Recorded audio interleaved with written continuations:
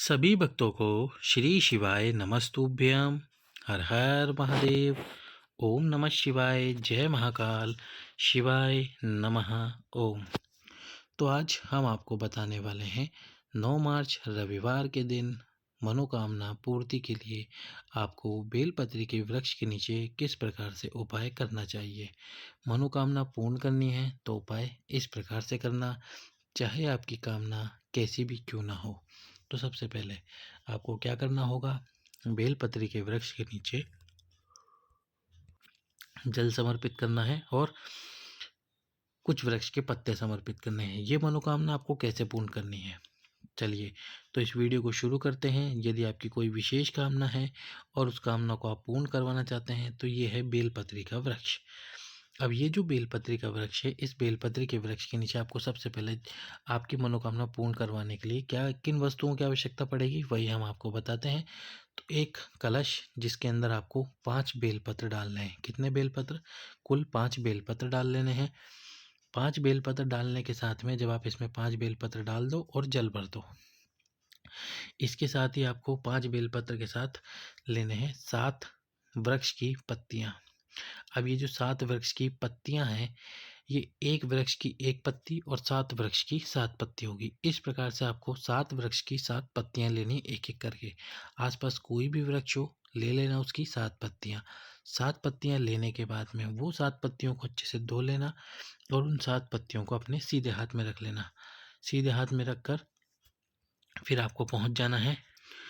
इसके बाद में बेलपत्री के वृक्ष के नीचे पहुंचकर सबसे पहले जो 7 वृक्ष की पत्तियां हैं आपके पास में, वो इस बेलपत्री के वृक्ष के नीचे इस बेलपत्री की जड़ को शिव और शक्ति मानते हुए, आप सभी जानते हैं बेलपत्री के वृक्ष में भगवान शंकर और माता आद्य शक्ति और भगवान शंकर के 13 बच्चों का निवास है।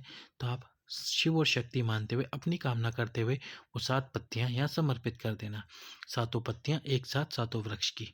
अब इसके बाद में जो आपके पास में बेलपत्री का जल है, यानी बेलपत्री के पत्तों का जो जल है, जो कलश में आपने बेलपत्र ले रखे हैं, उस कलश को सीधे हाथ में लेना और सीधे और उल्टे दोनों हाथ से पकड़ना। जिस प्रकार हम सूर्य भगवान को अर्घ्य देते हैं, उसी प्रकार उस कलश से उस बेलपत्री के वृक्ष के नीचे आपकी कामना खोलते हुए कलश से जल समर्पित करना। यदि कलश में से 5 बेलपत्र जमीन पर गिर जाए तो ठीक, नहीं गिरे तो जितने गिर जाए उसके बाद में बचे हुए जो बेलपत्र हो कलश में, उसको निकाल कर यहीं बेलपत्र के वृक्ष के नीचे समर्पित कर देना। अब इसके बाद में आपको क्या करना है, जो बेलपत्र का वृक्ष हो, इस बेलपत्र की आपको कुल 11 परिक्रमाएं करनी है। कितनी परिक्रमाएं? 11। तो इस प्रकार से पूरी 11 परिक्रमाएं करके आपकी कामना बोलकर, बाबा शंकर का स्मरण कर कर, माता पार्वती का स्मरण कर कर उपाय कर देना। रविवार के दिन आपकी जो भी कामना है वह शीघ्र अतिशीघ्र पूर्ण होगी। चलते हैं हमारे दूसरे उपाय की तरफ। तो दूसरा जो उपाय है वो है 9 बेलपत्र वाला विशेष उपाय। मनोकामना पूर्ण करने के लिए 9 बेलपत्र आपको किस प्रकार से समर्पित करने चाहिए भगवान शंकर के शिवलिंग में।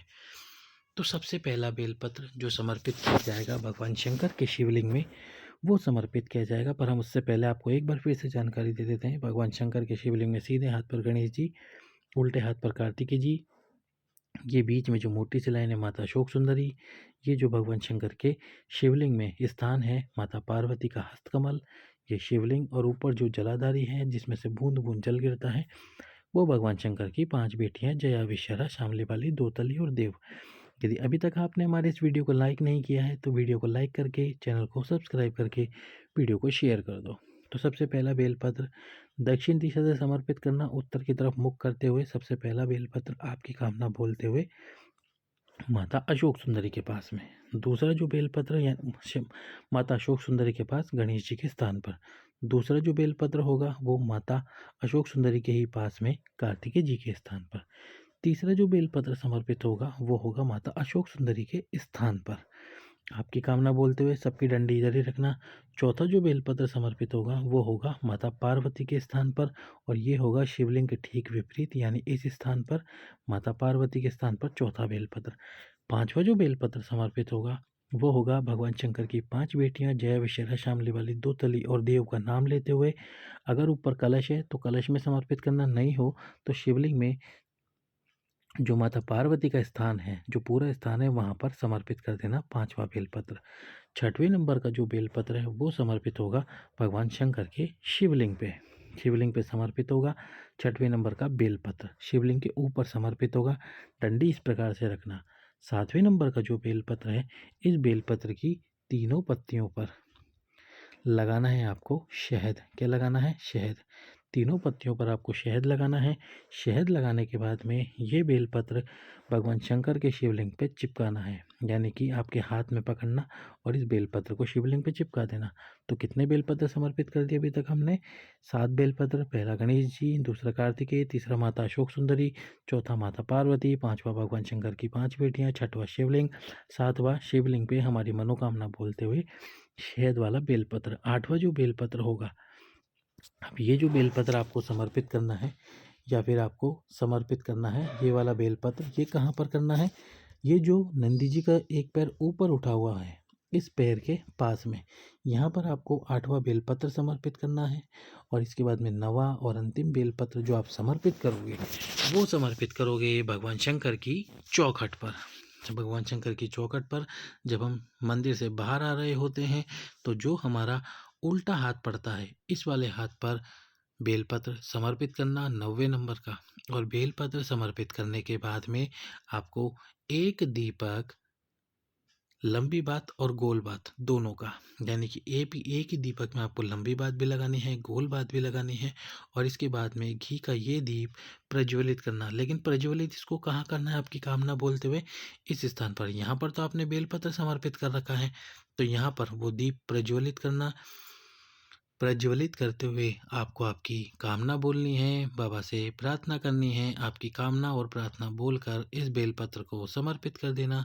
आपकी मनोकामना शीघ्र अतिशीघ्र पूर्ण होगी। चलते हैं हमारे अगले उपाय की तरफ।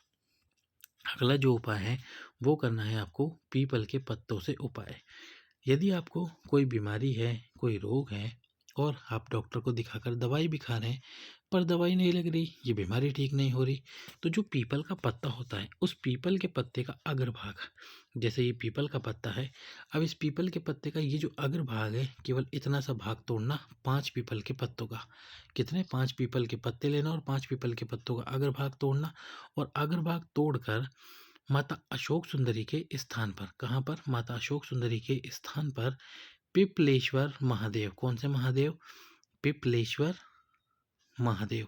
पिपलेश्वर महादेव का नाम लेते हुए आपको ये बेलपत्र, ये पीपल के पत्ते का अग्रभाग समर्पित करना है। समर्पित कर देना है माता अशोक सुंदरी के स्थान पर पीपल के पत्ते का अग्रभाग पिपलेश्वर महादेव के नाम से। और इसके बाद में उन पांचों को उठा लेना है। ये जो पांच पांच भाग, पांच आपने आगे के भाग लिए हैं, 5 पत्तों के 5 भाग, इनको उठा लेना। उठाने के बाद में इन सभी को घर पर ले आना। घर पर लाकर पहले दिन पहला भाग खाना, दूसरे दिन दूसरा भाग खाना, इस प्रकार से 5 दिन लगातार 5 भाग खा लेना। आपका जो रोग है, आपकी जो बीमारी है, वह धीरे धीरे समाप्ति की ओर आ जाएगी। यदि ये उपाय नहीं कर सकते आप, तो पीपल के पत्तों का ही एक और उपाय अवश्य ही कर सकते हैं, जो कि है पिपलेश्वर महादेव का उपाय। इसमें आपको क्या करना है? शिवलिंग पे 5 पीपल के पत्ते, 5 या 7, यदि आप 7 दिन तक जल पीना चाहते हैं तो 7 ले लीजिए, 5 दिन तक पीना चाहते हैं तो 5 ले लीजिए।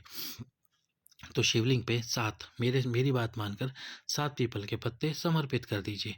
7 पीपल के पत्ते शिवलिंग पे समर्पित करो। और समर्पित करते समय आपको पिपलेश्वर महादेव का नाम लेना है। कौन से महादेव? पिपलेश्वर महादेव। 7 लगातार 7 दिन के 7 पत्ते हमने समर्पित कर दिए शिवलिंग पे। अब क्या करना है? ये सातों पत्तों को उठाकर ले आना है। उठाकर घर पर लाकर किसी गीले कपड़े में बांध कर रख देना है। अब रखने के बाद में आपको क्या करना है?